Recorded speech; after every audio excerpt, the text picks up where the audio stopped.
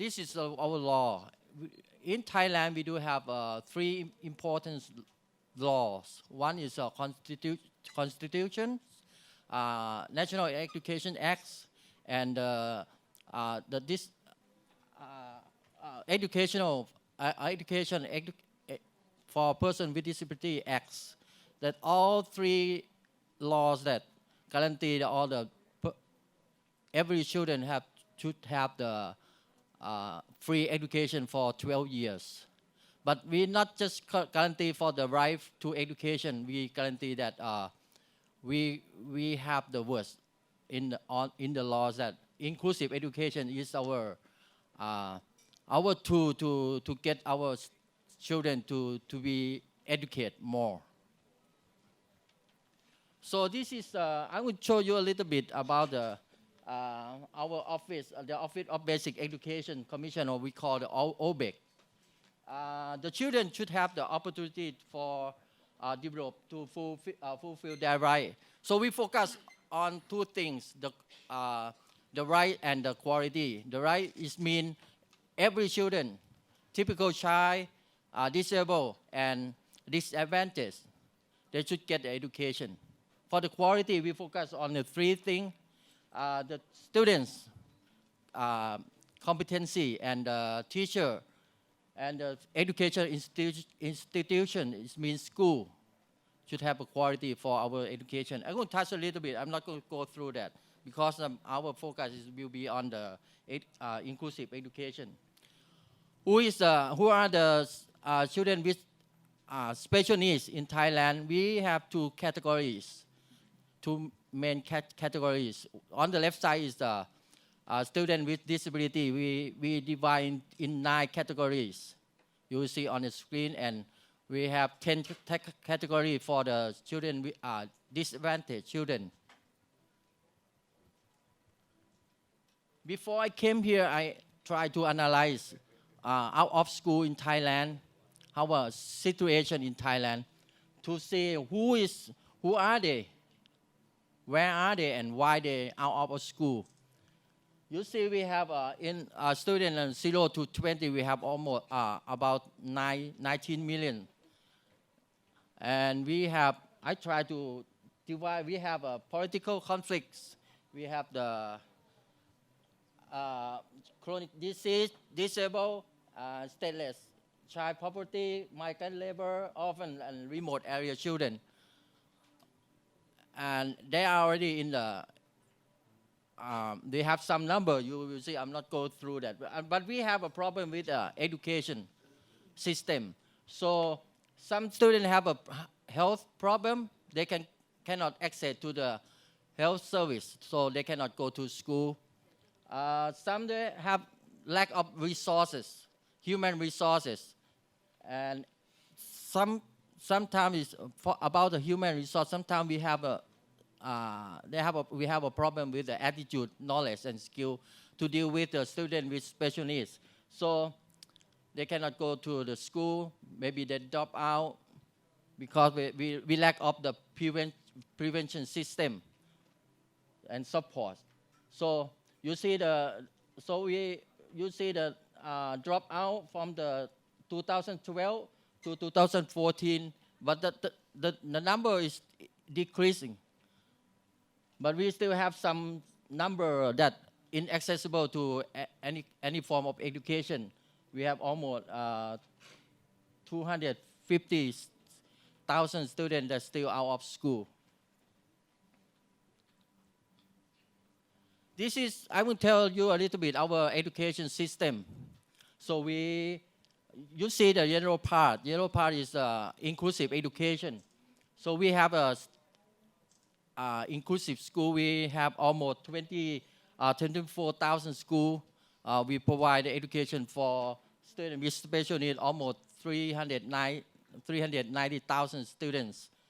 And we don't have school for the autism. So we try to create we call the parallel classroom, that we like a self-contained classroom, but different, a little bit different, because we go along with the non-disabled regular classroom. So we we set up the classroom in the mainstream school. So we have almost 200 classroom in the 167 schools, and we have almost more than 5 million children with disadvantaged children, but we provide almost 5 million is already in the mainstream school in inclusive education. So we create 51 boarding school for the disadvantaged who live very far from the school. They cannot go to school. So we create a boarding school for 51 school for the disadvantaged child. And we have special education school run by state and private sector. And we create 77 special education center throughout the country to find the main function is to find the child who have disability and provide them the intervention and help them transition from the early childhood to the school, to the primary school. And this is our just overview a little bit about our education system in Thailand here. So we create educational opportunity for students with special needs. We have the parallel classroom for autism that I talk about that, and boarding school for disadvantaged and children with disability, and accelerated education. We work with informal education to help the person person with special needs who has above 17 years old. They can get the education. And we have home within the school. We call transition program that my colleagues, Kun Siriporn, going to talk about it later.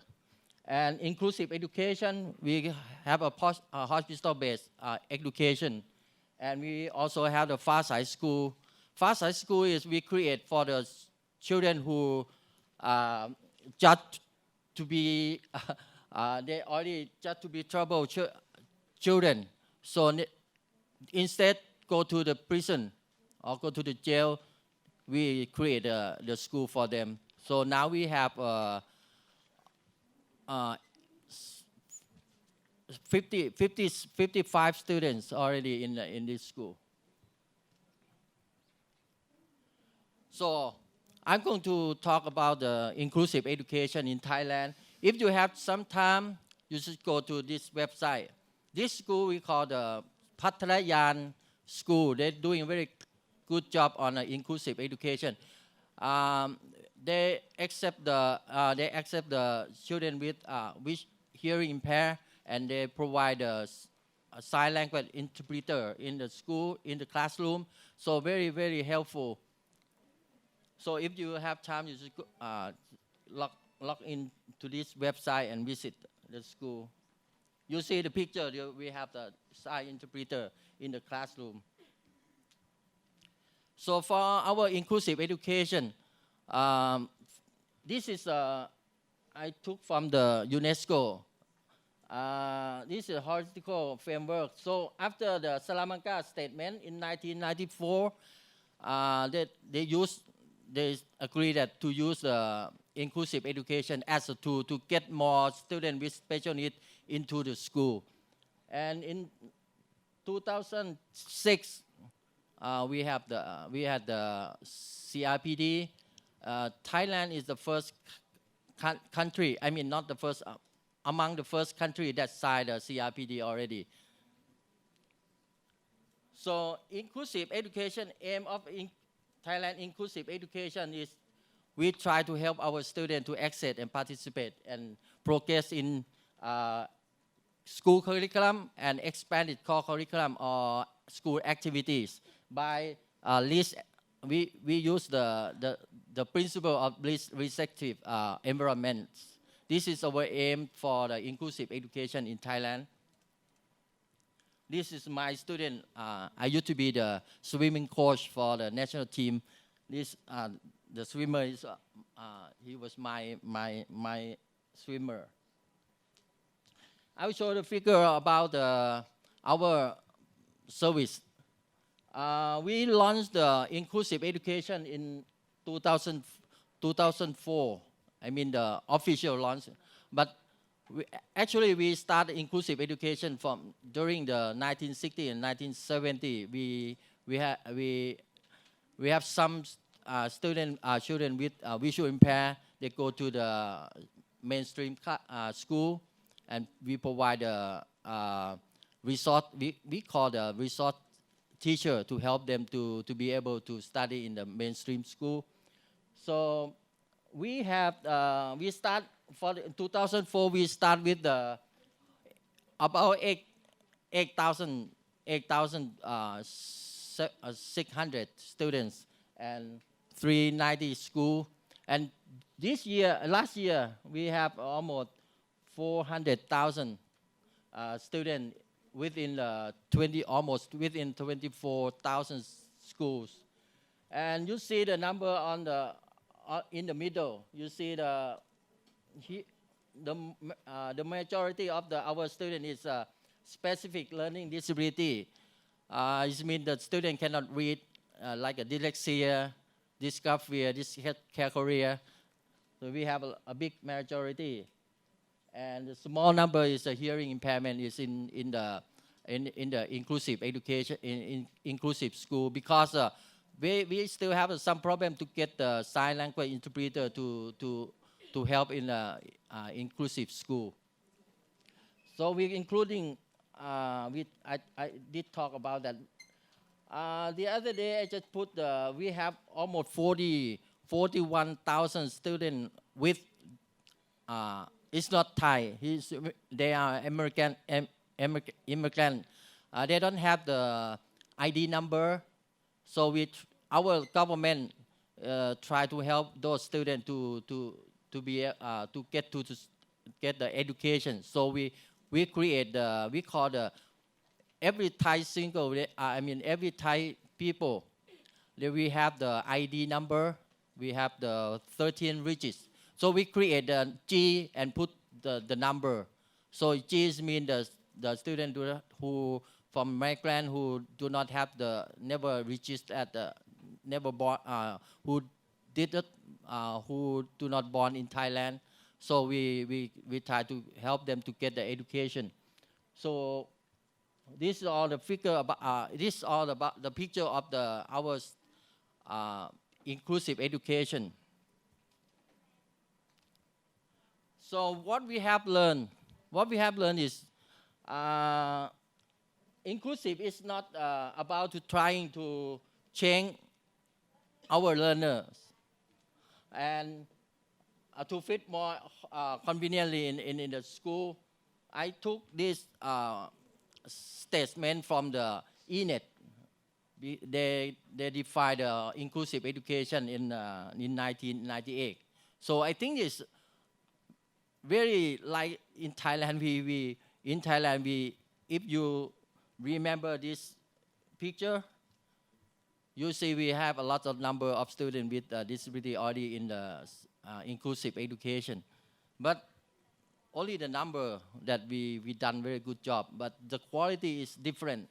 So we still in the phase of the change the learner. We not change our system, but for the inclusive education, we need to change your system, educational system, not change our student.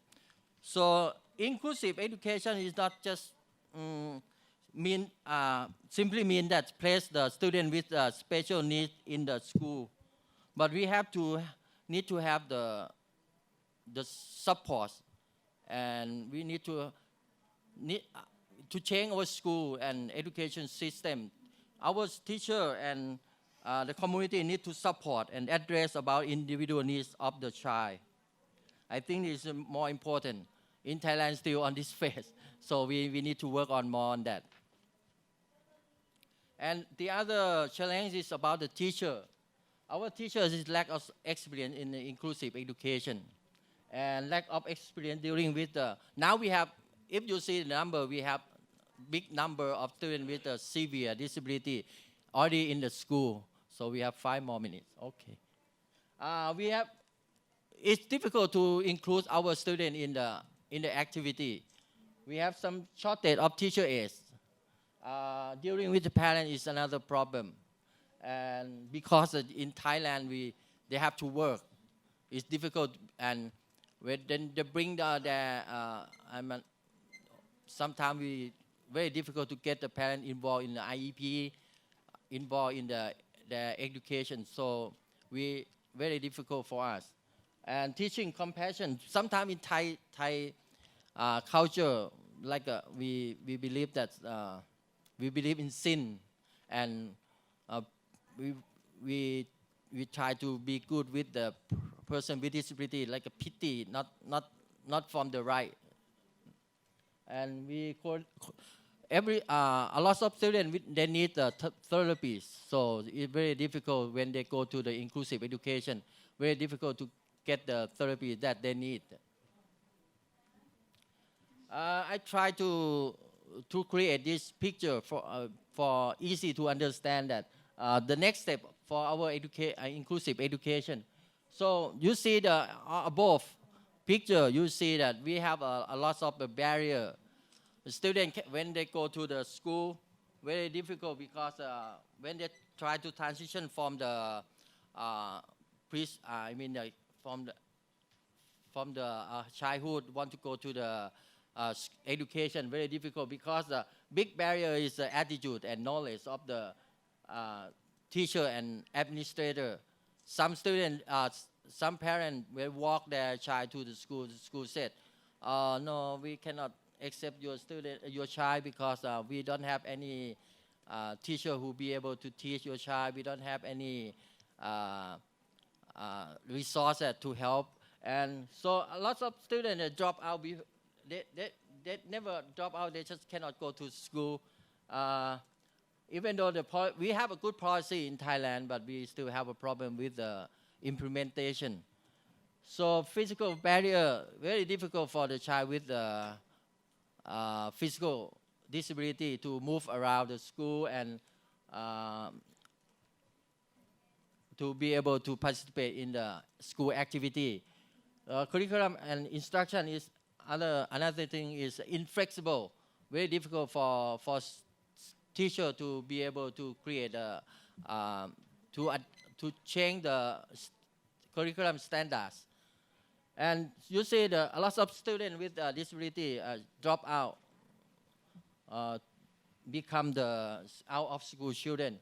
And we try to, now we recognize that our next step, we're going to remove all the barrier. We try to put the full of support system for all. We try to change the attitudes, knowledge, innovation, and collaboration. So we create a 3S. SSS means student support service. Now we launched 2 years ago. Yeah, we launched in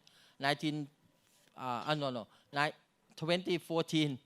We launched 4,000 schools in Thailand. We have special student support service, and we're going to we create a SENCO. SENCO means student special education needs coordinator. So we're going to have now we start with the 4,000 schools. And I'm going to end with this. The parent of the student with disability. So I'm not going to read through that, but I'm going to leave that for you. That if you go back and you want to create inclusive education, you need to think about your student and the parent. Thank you very much.